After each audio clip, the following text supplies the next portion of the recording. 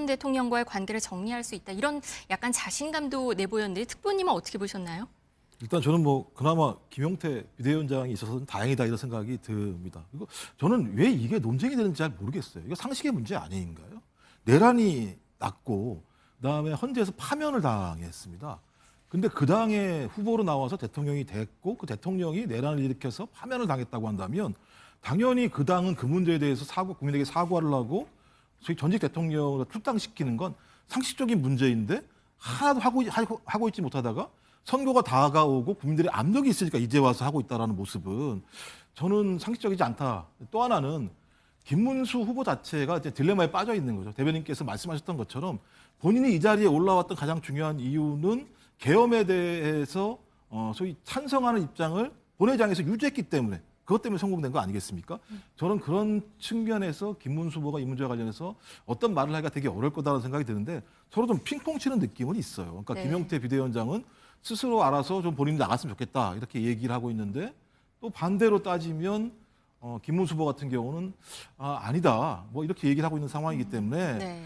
저는 이 문제가 계속 쉽지 않은 문제, 난제가 될 거라고 이렇게 안 생각합니다. 된다라는 얘기도 있습니다. 그러니까 제가 볼 때는 탈당을 지켜야지만 국민의힘이 밖에 나가서 선거운동을 자유롭게 할 수 있는 상황이죠. 밖의 상황이 지금 매우 안 좋은 상황입니다. 그러니까 내란 인정하는 거야? 전직 대통령이 내란을 일으켰는데 왜 출당을 안 시켜? 이런 요구들이 많이 있죠. 지금 선거운동할 때 PK, TK적 같은데 막 얘기할 때마다 당원들이 막 문제 제기하는 거 되게 많이 있지 않는 상황이겠습니까? 근데 이제 문제는 뭐냐면 김문수 후보가 얘기하는 거 뭐냐면 본인의 뜻이다 이렇게 얘기를 해요. 본인의 뜻이라는 거는 윤석열 전직 대통령이 알아서 판단해라 이렇게 얘기했더니 또 윤석열 전직 대통령 하는 얘기는 김문수 결정에 따르겠다 이렇게 얘기를 해요. 이게 서로 핑퐁 치는 거거든요. 네. 그러니까 윤석열 전직 대통령은 탈당할 생각이 없다라고 저는 생각하는 거예요. 당신이 한번 결정해봐. 김문수 후보가 한번 결정해봐. 근데 김문수 후보는 본인이 알아서 하는 거죠. 이라고 얘기하고 있고 말씀하신 윤상현 의원 같은 경우도 말이 안 된다 이런 얘기를 하고 있고요. 내부도 고민이 많을 겁니다. 네. 왜냐하면 윤석열 전 대통령을 출당을 시키게 되면 윤석열 전 대통령을 지지했던 또 지지층들 같은 경우가 이반을 하게 되면 지지층 내부에 또 갈림 현상들이 발생하는 측면들이 있기 때문에 네. 이걸 잘 넘기는 방법은 윤석열 전 대통령이 스스로 탈당하는 거예요. 근데 제가 볼 때 지금 상황에서는 스스로 탈당할 것 같지 않은 느낌이 드는 거죠. 전 그래서 이 상황에서는 김문수 후보가 결단을 내려야 됩니다.